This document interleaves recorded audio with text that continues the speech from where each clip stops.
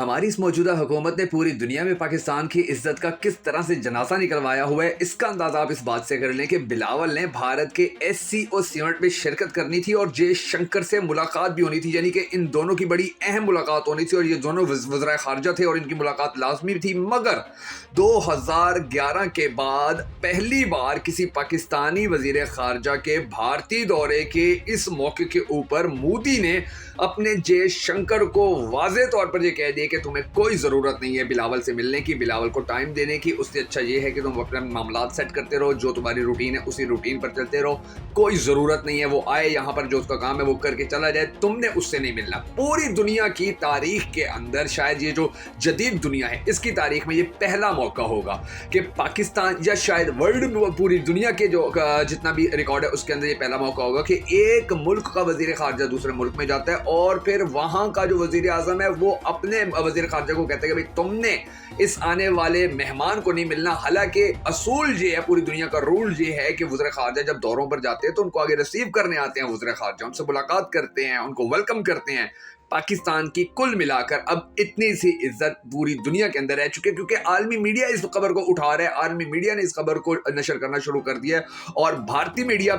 इसका बड़ा खूब चर्चा भी करता है। और यकीन जानिए कि ये एक ऐसा थप्पड़ है बिलावल के मुंह के ऊपर मोदी का कि जिसकी गूंज आलमी मीडिया के अंदर काफी अरसे तक सुनाई देती रहेगी, क्योंकि इस तरह की मिसालें माजी में बहुत कम मिलती थी। अब जो सीन हो रहा है वो सीन बड़ा ज्यादा दिलचस्प भी हो रहा है क्योंकि अब पाकिस्तान के अवाम के साथ साथ पूरी दुनिया के लोगों को भी पता चलना शुरू हो चुका है कि जी पाकिस्तान के अंदर इस हालात क्या चल रहे हैं, किस किस्म के लोग वहां पर बैठे हुए हैं और उनको दुनिया के अंदर कितनी इज्जत दी जाती है। पाकिस्तान के अंदर, अब पाकिस्तान के अंदर बिलावल को अगर पंजाब के अंदर, सिंध के अंदर या किसी और सूबे के अंदर इलेक्शन लड़वाएं और फिर जितवा कर दिखाएं तो हैरत होगी पूरी दुनिया को भी और पाकिस्तानियों को भी कि इस बंदे को हमने जितवा लिया। और यही बिलावल आजकल हमारा फेवरेट भी बना हुआ है हमारे बहुत सारे लोगों का कि जी ये पाकिस्तान का अगला वजीर आजम है। तो आप हालात देख लेंगे, पाकिस्तान अब इस नहज के ऊपर पहुंच चुका है और सीन क्या चलने जा रहा है आगे, ये बड़ी दिलचस्प कहानी है जो सामने है, जो आज के इस वीडियो के अंदर मैं आपको तफसीलन बताऊंगा। मगर उससे पहले हम सबको ये दुआ करनी है कि हमारे परवरदिगार पाकिस्तान के हालात के ऊपर रहम कर, पाकिस्तान की हालत पे रहम कर। ये जो पाकिस्तान के ऊपर टोला मुसल्लत है जिसने पाकिस्तान की दुनिया भर के अंदर एक टके की इज्जत बाकी नहीं रहने दी है, इससे पाकिस्तानियों की जान छुड़वा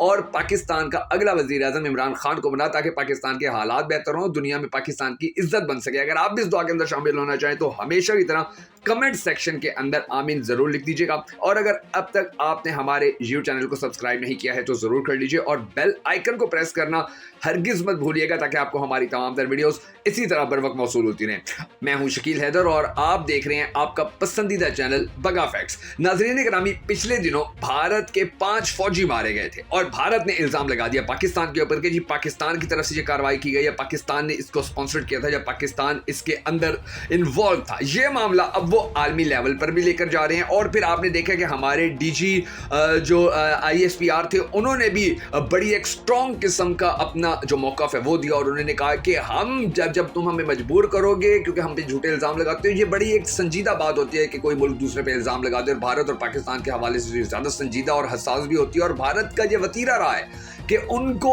कोई मौका वो खुद भी बनाना पड़े तो वो बनाते हैं और पाकिस्तान के ऊपर इल्ज़ाम लगाते हैं। और मोदी हुकूमत जब से आई है तो उसके बाद से ये सिलसिला अरूज पे पहुंचा हुआ है। तो पाकिस्तान को अपने दफा के अंदर या पाकिस्तान को कम अज़ कम इनकी जो मोदी हुकूमत की या इनकी भारतीय फौज की जो मौजूदा पॉलिसियाँ हैं जो सिर्फ और सिर्फ लड़ाई के हवाले से हैं कि जी हमने लड़ना है, सुलह के हवाले से इनका माइंड सेट ही नहीं है। उनकी ये जो चालाकियां हैं, उनकी ये जो कार्रवाइयां हैं, उनकी ये जो साजिशें हैं, इनको पूरी दुनिया तक लाने के लिए फिर बड़ा ज़रूरी हो जाता है कि पाकिस्तान के जो इदारे हैं वो ना सिर्फ मुंह तोड़ जवाब दे बल्कि इनको बताएं कि अगर तुम लड़ना चाहते हो तो फिर आओ मैदान में, फिर दो हाथ कर लेते हैं। वरना ये जो गिदड़ भभकियां होती हैं मोदी की सियासत बचाने के लिए भी, मोदी का इलेक्शन सर के ऊपर है और वो ये सब कुछ कर रहे हैं और उसका ये प्लान है कि हम आने वाले वक्त के अंदर पाकिस्तान के साथ कोई ना कोई गेम करेंगे। और इसी प्लान का एक हिस्सा ये भी है कि उसने जयशंकर को मना किया कि तुमने बिलावल को नहीं मिलना है। और इसी अब ये जो सीन बना हुआ है, इसी सीन को ये जब आगे कैसे लेकर जा रही है, ये भी एक ऐसी कहानी है कि जिसके अंदर बहुत सारी बातें अब ऐसी सामने हुई। अब हमारे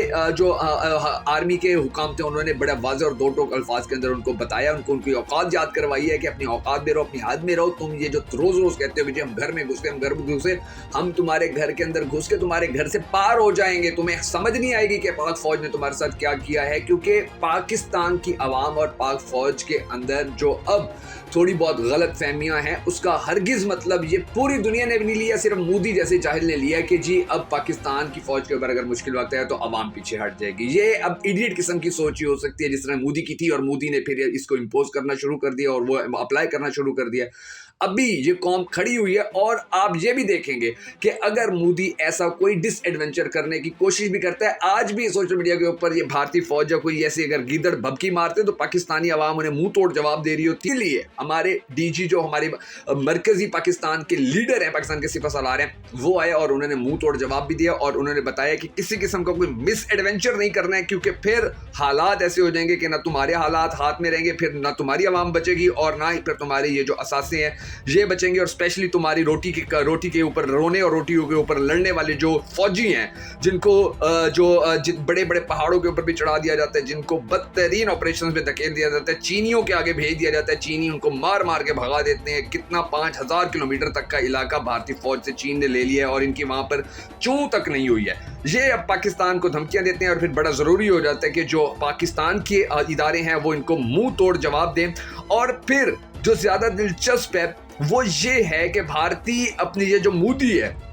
یہ اپنے بھارتیوں کو خوش کرنے کے لیے چھوٹے چھوٹی ایسی باتیں کرتا ہے, ایسی یہ نفرت انگیز باتیں کرتے ہیں, جس کے بعد یہ پوری طرح نہ صرف کھل کر پاکستانی عوام کے نشانے پہ آ جاتا ہے بلکہ بھارتی عوام کے نشانے پہ بھی آ جاتا ہے. اب اگر آپ بھارت کی جو بڑی بڑی ریاستیں ہیں, بڑے بڑے شہر ہیں, ان کے اندر دیکھیں تو وہ گلیوں کے اندر اور سٹریٹس کے اوپر ارنب گوسوامی کی اور دیگر اینکرز کی باقاعدہ طور پر کمپین چل رہی ہے کہ جی بھارت سرجیکل اسٹرائک 3 کی تیاری کرے اور ان کو ہر صورت ہرائے, ان کے اوپر کچھ نہ کچھ ایسا کرے, کیونکہ مودی کا الیکشن آ رہا ہے. اور مودی نے بلاول سے جے شنکر کو ملنے سے بھی انکار کروا دیے, اور پھر اس طرح ادھر کمپین چلائی جا رہی ہے, یعنی کہ وہ پاکستان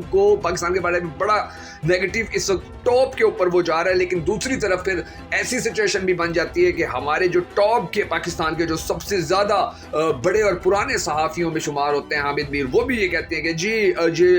وہ ان کا بیان بھی پھر بھارت کے سوشل میڈیا کے اوپر چلتا ہے, پاکستان کے سوشل میڈیا کے اوپر, جی ہماری فوج تو جو ہے وہ بھارت سے لڑنے کے قابل ہی نہیں ہے, ہماری تو ٹینکوں کا ڈیزل تک نہیں ہے. اس طرح کی اور بہت ساری باتیں ایسی ہیں کہ جو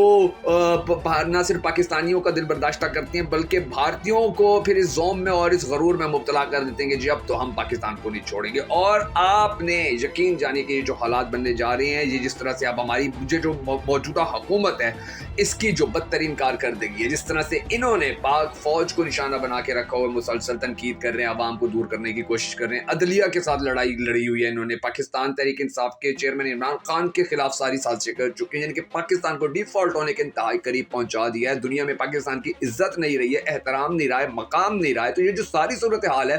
اس کے رسپانسبل یہ جو چند لوگ ہیں, اب ان چند لوگوں کو پاکستانی عوام نے اپنے ووٹ کی طاقت سے سائڈ پر لگانا ہے, ان کی سیاست کو ہمیشہ کے لیے دفن کرنا ہے. ورنہ یقین جانیے کہ جس طرح آج پاکستان کے ساتھ بھارت سلوک کر رہا ہے, اب آپ دیکھیں اندازہ لگے کہ پاکستان کے اندر سے جب ایسا جواب آتا ہے تو ریئیکٹ کیا آتا ہے. کہ رمیز راجہ نے ایک بار کہا تھا کہ اگر بھارتی ٹیم پاکستان آگے نہیں کھیلتی تو پھر ہم بھی نہیں جائیں گے, کیونکہ برابری کے اوپر ہم نے کھیلنا ہے. اب جو پوری دنیا کے اندر کرکٹ چل رہی ہے, اور اگر تم یہ سمجھتے ہو کہ تم ہمیں آنکھیں دکھا گے یا پھر اپنی آنکھیں ماتھے کے اوپر رکھ کے بات کرو گے تو پھر ہم تمہیں اینٹ کا جواب پتھر سے دیں گے. اب پاکستان نے یہ جواب, رمیز راجہ ایک بہادر بندہ بھی تھا, ایک لیڈرشپ والا بندہ تھا, اس نے ساری زندگی کرکٹ کھیلی تھی, اس نے یہ منہ توڑ جواب کیوں دیا تھا؟ اس کو پتا تھا کہ اگر بھارت ہمارے ساتھ کرکٹ کے حوالے سے 2 نمبری کرتا ہے یا کرکٹ کے حوالے سے بیک گراؤنڈ پہ جاتا ہے تو کوئی دقت یا پریشانی والی بات نہیں ہے. پاکستان کی کرکٹ ٹیم اتنی مضبوط ہے کہ وہ انگلینڈ, وہ دنیا کی بڑی بڑی ٹیموں کے ساتھ کھیلتی بھی ہے, ان کو ہراتی بھی ہے, ورلڈ لیول کے اندر ٹاپ پہ بھی آتی رہی ہے. ان کے کھلاڑی ورلڈ لیول کے جو فیمس ہیں وہ ہیں, ان کو کسی چیز کی کمی نہیں ہے. اور یہی چیز رمیز راجہ کو کانفیڈنس دیتی تھی کہ اس نے منہ توڑ جواب دیا تھا.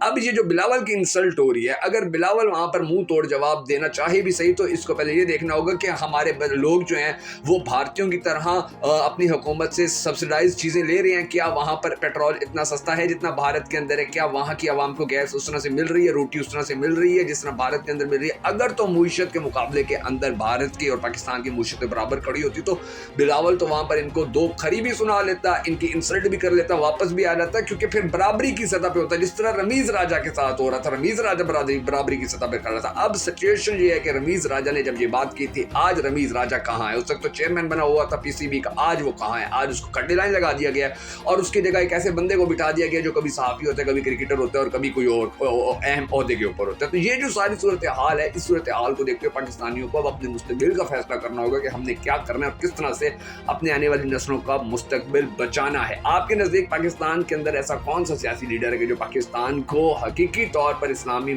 ऐसी रियासत बना सकता है कि जहाँ पर इंसाफ के हवाले से पूरी दुनिया जिसके बारे में तस्लीम करे कि यार इंसाफ है, अगर इस्लाम के तरीके पर इंसाफ है और इस्लाम इतना अच्छा इंसाफ है तो वो सिर्फ इस मुल्क के अंदर है। कौन सा ऐसा लीडर है जो ऐसा कर सकता है? कमेंट सेक्शन में उसका नाम जरूर लिख दीजिएगा।